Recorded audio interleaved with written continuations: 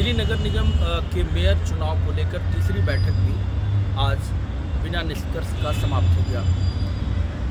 ये गतिरोध जो पहली मीटिंग में थी जब मेयर का चुनाव होने की तिथि निर्धारित की गई थी, वो था कि जो एलजी के द्वारा मनोनीत पार्षद हैं उनका शपथ नहीं ले सकते हैं, पहले नहीं ले सकते हैं। जो इलेक्टेड हैं वो पहले लेंगे और सिलेक्टेड बाद में लेंगे।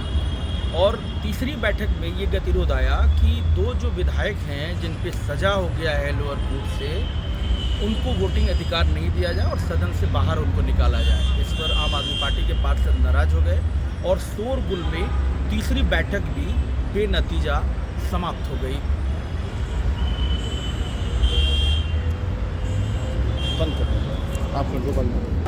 हमारे पास तो कितने लोग हैं?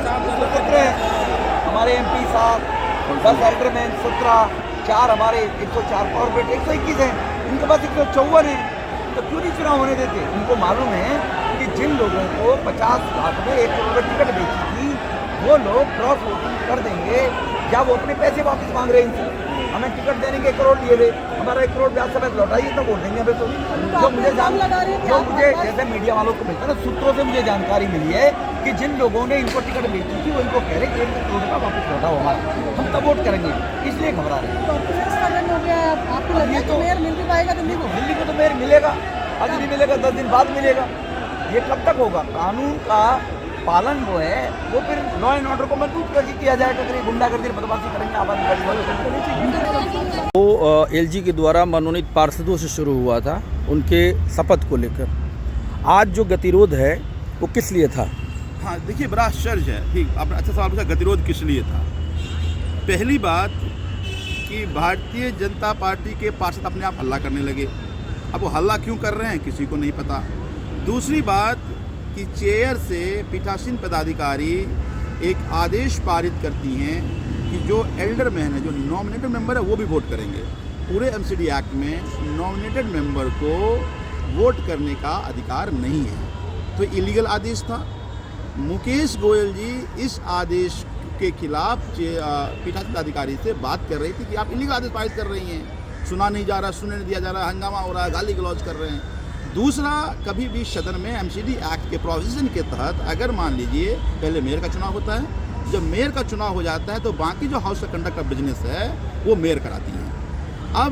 अब देखिए कि इन्होंने कहा कि नहीं, बाकी कंडक्ट बिजनेस भी हम खुद ही करेंगे, तो एमसीडी एक्ट का वायलेशन है।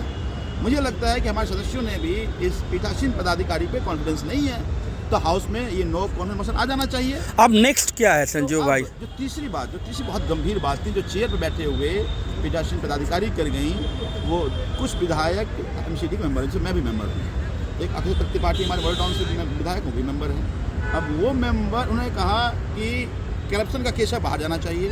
अब बताइए, पीठासीन पदाधिकारी को ना कुछ आता है ना पता है और अपना फरमान जारी कर रही हैं, उनको पता ही नहीं है कि केसेज है भी कि नहीं है। अब नेक्स्ट कदम क्या होगा? 3 बार से आप लोग बैठ रहे हैं। ये बड़ा गंभीर विषय है। जब कोई जनता अपने प्रतिनिधि को हाउस में भेजता है तो वे सोच के भेजता है कि वो उनके लिए काम करेंगे। आपके कुलिग कह रहे थे अभी सौरभ भारद्वाज कि हम कोर्ट में जाएंगे, सुप्रीम कोर्ट जाएंगे। तो अब रास्ता तो कोर्ट में आने का ही बनता है, लेकिन अब आप समझिए कि फिर अगर ये इलेक्टेड मेंबर अपनी जिम्मेदारी को नहीं समझेंगे, हर बात का फैसला कोर्ट में होने लगेगा, तो फिर देश कैसे चलेगा? क्या अल्टरनेट नहीं निकल सकता? सर्वदलीय बैठक से नहीं हो सकता क्या? तो बीजेपी का ना, फिर अब एलजी इनके, चेयर इनका, तो कौन करेगा? हम बुलाएंगे क्या? आप बुलाएंगे क्या?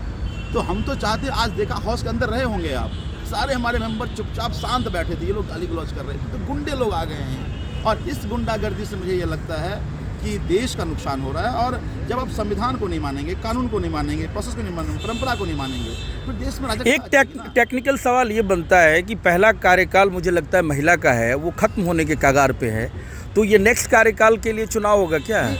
और उससे भी गंभीर सवाल कि G20 की मीटिंग होनी है जिसमें मेयर की अहम भूमिका होती है। आज मान लीजिए कोई तैयारी रह जाए तो फिर से देश का गरिमा पे बहुत दुर्भाग्यपूर्ण है। आज भारतीय जनता पार्टी के जिस तरीके से मीडिया के साथियों ने भी देखा, आप लोग कैंपिंग में थे कि आम आदमी पार्टी के सारे पार्षद शांति से बैठे थे, वोटिंग का इंतजार कर रहे थे। भारतीय जनता पार्टी के सदस्य लगातार जो है हंगामा कर रहे थे, नारेबाजी कर रहे थे और वो चाह रहे थे हाउस जो है स्थगित हो जाए। उसके बाद उन्होंने एक बहाना लेके आए कि नहीं जी हम 10 नॉमिनेटेड काउंसलर उनको वोटिंग का अधिकार दे रहे हैं। आज तक के एमसीडी के इतिहास में ऐसा नहीं हुआ कि कभी वोटिंग हुई। एमसीडी का एक्ट जिससे ये हाउस गवर्न होती है वो कहती है कि नॉमिनेटेड काउंसलर को हाउस में mayor, deputy mayor, standing committee या किसी निर्णय में वोट करने का अधिकार नहीं होगा।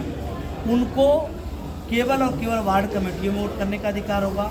इसको माननीय न्यायालय ने भी समय समय पर डिफाइन किया है। तो ये ना संविधान को मानते हैं, ना कानून को मानते हैं, ना माननीय न्यायालय को मानते हैं। एक झूठा आरोप दिखा रहे, एक निर्णय दिखाने लगे हाई कोर्ट का, जिस कोर्ट के आदेश को अगर पढ़ लें भारतीय जनता पार्टी के लोग, वो वही आदेश जो पीठासीन अधिकारी दिखा रही थी 16 का, वही कहता है कि नॉमिनेटेड काउंसलर को हाउस में वोट करने का अधिकार नहीं होगा।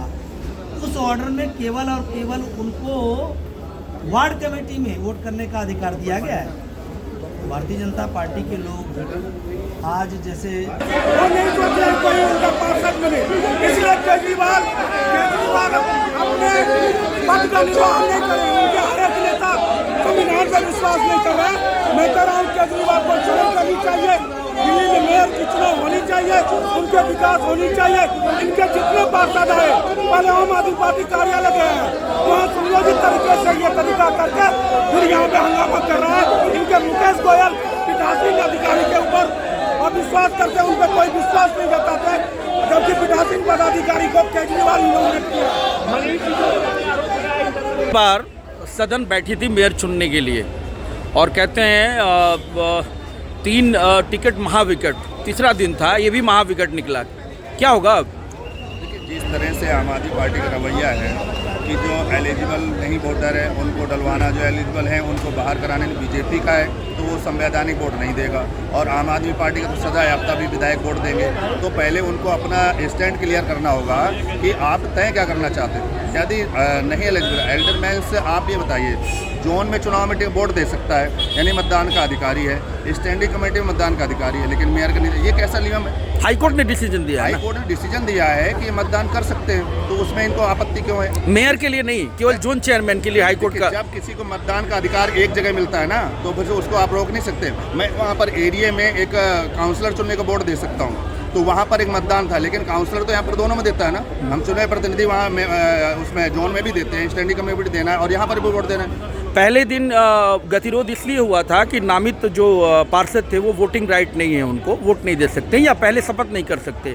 आज का जो गतिरोध है किस लिए था? अगर ये गलत है कि नॉमिनेट काउंसलर वोट नहीं कर सकते साहब, तो फिर पहले दिन इन्होंने हंगामा क्यों किया शपथ, और दूसरी बार उन्होंने शपथ क्यों लेने दिया? अगर गलत था तो दूसरी बार भी नहीं लेने देते।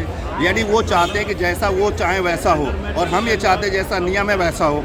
इन्होंने पीछे कई दिनों से भारतीय जनता पार्टी के कई काउंसलरों को 2-2 करोड़ रुपए का ऑफर देकर उन्हें खरीदने का प्रयास किया।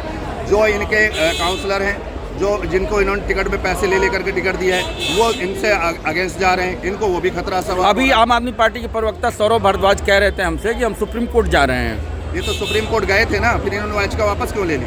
जब सुप्रीम कोर्ट गए थे और जाने के बाद उन्होंने याचिका वापस क्यों ली है, इसी पे सौरभ भारद्वाज जी जवाब देते कि वापस क्यों ली थी। इसके बाद उस पर आगे डिबेट उनसे कर लेते।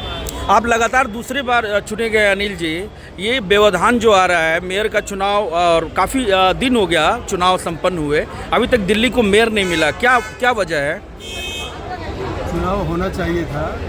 पीठासीन अधिकारी ने कहा है कि जो सजा आपका 2 विधायक हैं आम आदमी पार्टी के, वो हाउस से बाहर चले जाए। वो लोग बाहर गए नहीं, इसलिए हाउस एडजॉर्न हो गया।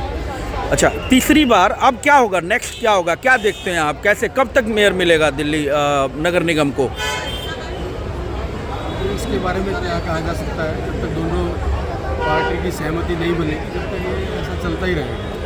अच्छा, अभी तक कोई सूचना? नेक्स्ट बैठक, आज बैठक समाप्त कर दी गई, सभा समाप्त है? अभी कोई सूचना नहीं है, जैसे सूचना मिलेगी हम आपको जरूर बताएंगे। कर ले, मैं स्टोरी फाइल कर लूँगा। हाँ कर। नेशनल एक्सप्रेस न्यूज़पेपर से। देखिए, आज जितनी बड़ी बेईमानी पूरे देश के सामने आई है, ऐसी बेईमानी कभी नहीं देखी गई। पीठासीन अधिकारी जो 2 घंटे की मेयर होती हैं, वो कह रही हैं कि जो मनोनीत पार्षद हैं वो भी वोट डालेंगे। पहली बेईमानी तो ये है। दूसरी बेईमानी ये है कि वो कह रहे हैं कि तीनों जो चुनाव हैं, मेयर का, डिप्टी मेयर का और स्टैंडिंग कमेटी का, वो एक साथ कराएंगे। इसका मतलब ये बहुत बड़ी बेईमानी है और ये बेईमानी सोच के भारतीय जनता पार्टी अपने घर से आज आई थी। पूरा देश देख रहा है कि ये जो मनोनीत प्रिसाइडिंग ऑफिसर हैं, ये इस तरीके से तानाशाही चला रही हैं कि जो विधायक हैं जो सदन के अंदर नॉमिनेट हुए हैं उनकी वोटिंग राइट ये बात कह के कैंसिल कर रही हैं कि इनके ऊपर मुकदमा है, इसकी कैंसिल, इसके ऊपर मुकदमा है, ये कैंसिल। आप ये सोचिए कि अगर हिंदुस्तान में अब अलग अलग राज्यों में सरकारें बनेंगी और वहाँ पे जो टेम्प्रेरी एक दिन का मेयर बनता है या एक दिन का जो स्पीकर बनता है, वो अगर अपनी मर्जी से किसी की भी वोटिंग खारिज कर देगा तो वो तो फिर सरकार का कोई मायना ही नहीं बचा, कोई चुनाव का कोई मायना नहीं बचा। फिर तो आप तानाशाही से जहाँ पे जो सरकार बनाना चाहेंगे वो बनाएंगे। ये बहुत दुर्भाग्यपूर्ण है और ये देश के लिए बहुत बड़ा खतरा है। तीसरी बार बैठे हैं आप लोग, नेक्स्ट कदम क्या होगा? देखिए, नेक्स्ट कदम तो ये है कि अब हम सड़क पे, हाउस में और कोर्ट में इस लड़ाई को लेके जाएंगे और कोशिश करेंगे कि दिल्ली की जनता को न्याय दिलाएं। दोबारा सुप्रीम कोर्ट जाएंगे सौरभ जी? अभी इसका फैसला जो है पार्टी करेगी। पहली बार 2017 में हुई है, ये आपको समझना पड़ेगा। ट्राइफर्केटेड बॉडी जब बनी 2012 में, उसके बाद वोटिंग हुई है क्योंकि सबको लगा कि ये जो टेंडरमैन है इनका वोट डल सकता है और उस पर हाई कोर्ट का फैसला आया। कभी ऐसा नहीं हो सकता कि एक वोटर के एक ही हाउस में दो स्टेटस होंगे, कि जोन में वोट कर सकता है, हाउस में नहीं कर सकता, डिस्क्रिमिनेशन नहीं हो सकता।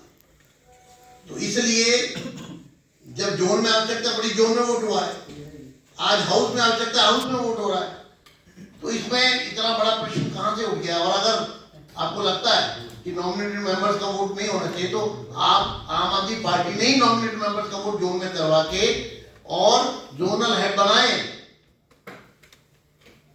आप पूरा रिकॉर्ड उठा दीजिए। तो इसलिए नॉमिनेटेड मेंबर का वोट हो सकता है ये हाई कोर्ट के ऑर्डर में ऑलरेडी डिसाइडेड है। तो सर जी वो लोग सवाल कर रहे हैं कि आप लोग जो 2016 की कोर्ट का हवाला दे रहे हैं कि 17 को फिर उन्होंने जोनल कमेटी में उन्होंने पार्टिसिपेट किया, वो कह रहे हैं कि तो उस वक्त आपने, उस समय आप चाहते तो उस समय भी तो मेयर के पार्टिसिपेट कर सकते हैं। मैंने कहा ना कि उस समय हमारे पास 186 मेंबर थे, इनके पास मात्र 49 मेंबर थे। 49 मेंबर्स में इन्होंने नॉमिनेटेड मेंबर के माध्यम से 10-10 मेंबर हर कॉर्पोरेशन में इन्होंने नॉमिनेट किए, 30 वोट इन्होंने एडिशनल क्रिएट किए और उसके बाद अपने जोनल हेड बनाए। अनकॉन्स्टिट्यूशनल हम अगर उसको कहें, क्योंकि मेजोरिटी तो हमारी थी, तो इन्होंने